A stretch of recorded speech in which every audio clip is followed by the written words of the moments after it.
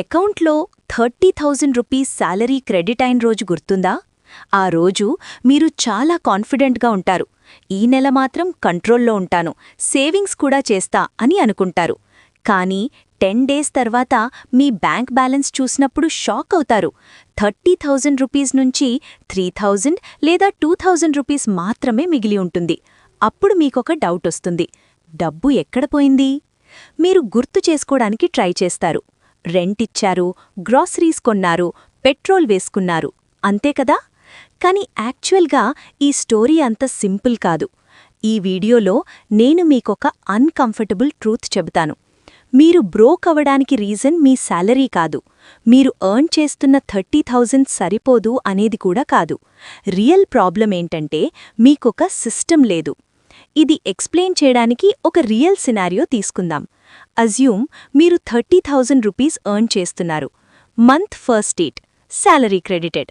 మీకు చాలా రిలీఫ్ అనిపిస్తుంది. కొన్ని పెండింగ్ పేమెంట్స్ క్లియర్ చేస్తారు. Rent 8,000 rupees, groceries 3,000 rupees, electricity internet 1,500 rupees, petrol 2,000 rupees. ఇప్పటివరకు మీరు చేసింది రాంగ్ కాదు, ఈ ఎక్స్పెన్సెస్ అన్నీ నెసెసరీ. కానీ ఇక్కడే ఒక సైలెంట్ ప్రాబ్లం స్టార్ట్ అవుతుంది. మీ దగ్గర ఇంకా 15,500 రూపీస్ ఉంటుంది. ఇంకా నా దగ్గర చాలానే డబ్బుంది కాబట్టి మేనేజ్ అయిపోతుంది అని అనుకుంటారు. ఇది ఫస్ట్ ఇల్యూజన్. ఈ 15,500 రూపీస్ మీకు బిగ్ అమౌంట్లా అనిపిస్తుంది. కానీ యాక్చువల్గా అది 25 డేస్కి సర్వైవ్ కావాలి. అంటే రోజుకి రఫ్లీ 600 రూపీస్ మాత్రమే. కానీ మీరు రోజుకి 600 రూపీస్ స్పెండ్ చేస్తారా? లేదు. మీరు ఇలా స్పెండ్ చేస్తారు. ఒకరోజు స్విగ్గీ ఆర్డర్ 300 రూపాయలు, మరుసటి రోజు బయట కాఫీ 150 రూపాయలు, వీకెండ్ మూవీ 500 రూపాయలు, ఫ్రెండ్స్తో ఔటింగ్ 1000 రూపాయలు. ఇలా ర్యాండమ్గా స్పెండ్ చేస్తూ ఉంటారు. మీరు ఎప్పుడూ 5,000 ఒకేసారి స్పెండ్ చేయరు. అందుకే మీకు ప్రాబ్లం కనిపించదు. ఇది second illusion. Small amounts dangerous కాదు అనుకుంటారు. కానీ let's do one simple math. వీక్కి 3 టైమ్స్ ఫుడ్ ఆర్డర్ చేస్తే 300 rupees into 12 orders 3,600 rupees. Coffee, snacks, small spends 150 rupees into 15 times 2,250 rupees. Subscriptions, OTT, apps, recharge 1,000 rupees. ఇవి కలిపితే ఎంత? Almost 7,000 rupees. మీకు తెలియకుండా మీ శాలరీలో 25% ఇలా డిసపియర్ అవుతోంది. ఇక్కడే అసలు ట్విస్ట్ ఉంది. మీరు హార్డ్ వర్క్ చేస్తున్నారు, శాలరీ ఎర్న్ చేస్తున్నారు, కానీ సరైన సిస్టమ్ లేకపోవడం వల్ల మీ ఎఫర్ట్కి రిజల్ట్ రావడం లేదు. ఇప్పుడు నేను ఒక క్వశ్చన్ అడుగుతాను. మీరు జిమ్కి వెళ్తే మీ వెయిట్ ట్రాక్ చేస్తారా? చేస్తారు. క్యాలరీస్ కౌంట్ చేస్తారా? కొంతమంది చేస్తారు, ఎందుకంటే మీకు రిజల్ట్ కావాలి. అయితే మనీ విషయంలో మీరు ట్రాక్ చేస్తున్నారా? ప్రతిరోజు ఎంత స్పెండ్ చేస్తున్నారో మీకు క్లారిటీ ఉందా? లేదు. ఇది థర్డ్ మిస్టేక్. మీరు ఎర్న్ చేసిన డబ్బు ఎక్కడికి వెళ్తుందో మీకు తెలియదు. తెలియకపోతే కంట్రోల్ ఎలా వస్తుంది? ఇప్పుడు మీరొక సింపుల్ ఎక్స్పెరిమెంట్ చేయండి. నెక్స్ట్ 3 డేస్ మీరు స్పెండ్ చేసే ప్రతి 1 రూపీ నోట్ చేసుకోండి. ఆటోలో వెళ్ళినా, టీ తాగినా, ఆన్లైన్ ఆర్డర్ చేసినా అన్నీ రికార్డ్ చేయండి.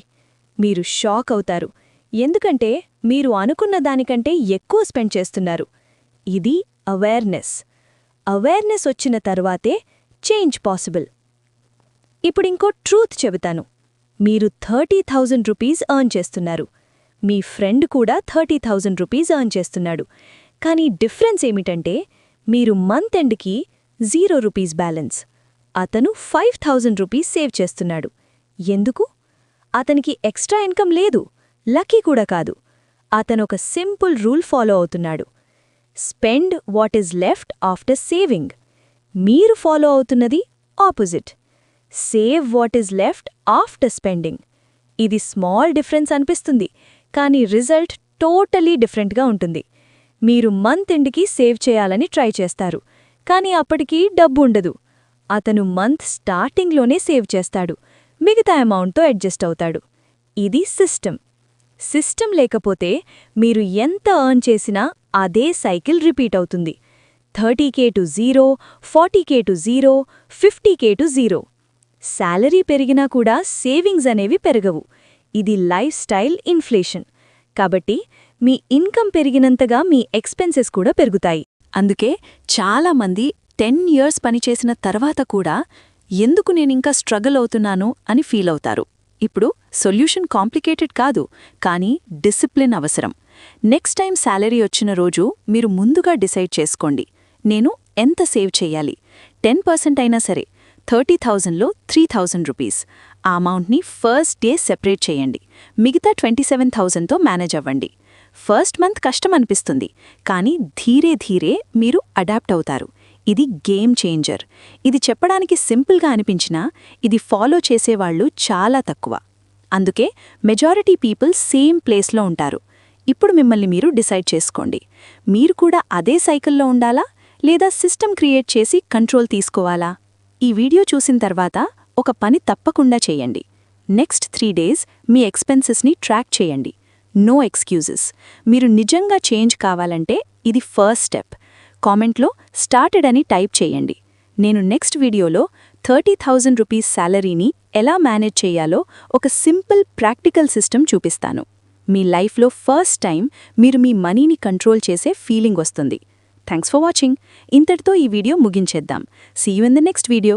Subscribe our channel to get more financial knowledge.